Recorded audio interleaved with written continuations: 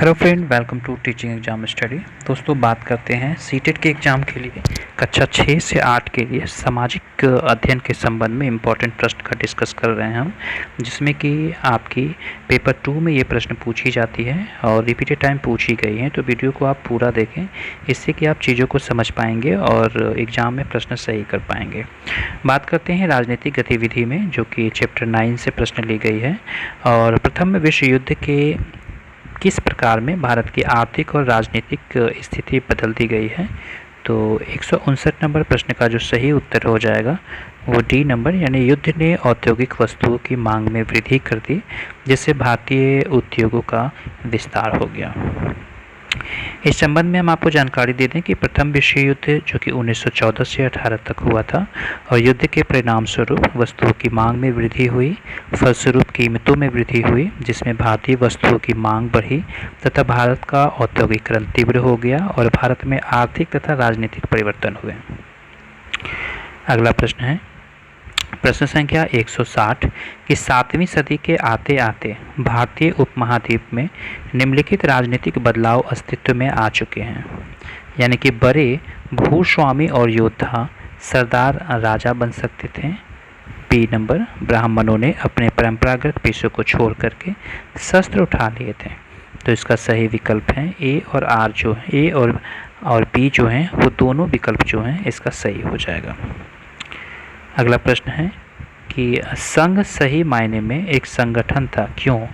ए number, कई सदस्यों ने एक साथ चर्चाओं और वाद विवादों के माध्यम से शासन किया। बी नंबर, इसमें महिलाओं और कामगारों को सभाओं में भाग लेने के लिए सम्मिलित किया गया था। तो इसका ऑप्शन नंबर ए जो है वो सही हो जाएगा और बी नंबर जो है वो गलत हो जाएगा। नेक्स्ट प्रश्न है कि संघ के संदर्भ में निम्नलिखित में से कौन सा कथन जो है वो सही है। तो इसका सही ऑप्शन हो जाएगा बी नंबर, कि उन्हें एक निश्चित समय में शहरों तथा गांवों में जाकर भिक्षा मांगनी होती थी। अगला प्रश्न है कि 7वीं शताब्दी में बड़े बड़े भूस्वामी और योद्धा सरदारों के धन और शक्ति प्राप्त कर अपने को घोषित किया था। तो उन्होंने अपने को महासामंत घोषित किया था। अगला प्रश्न टॉपिक देखते हैं संस्कृति और विज्ञान के संबंध में। इसमें पहला प्रश्न है कि किस भाषा को एक रूप मागधी यानी मगही है।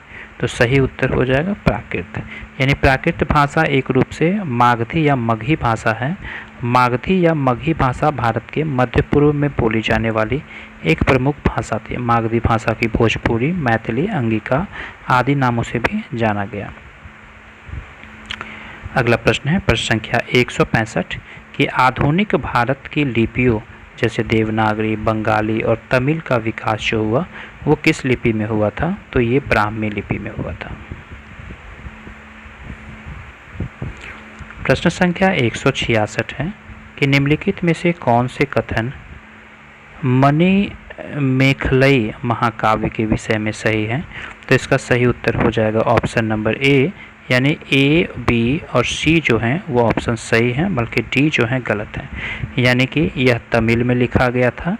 यह सतनार नामक कवि द्वारा लिखा गया था और इसमें कोवलन तथा माधवी की बेटी की कहानी है।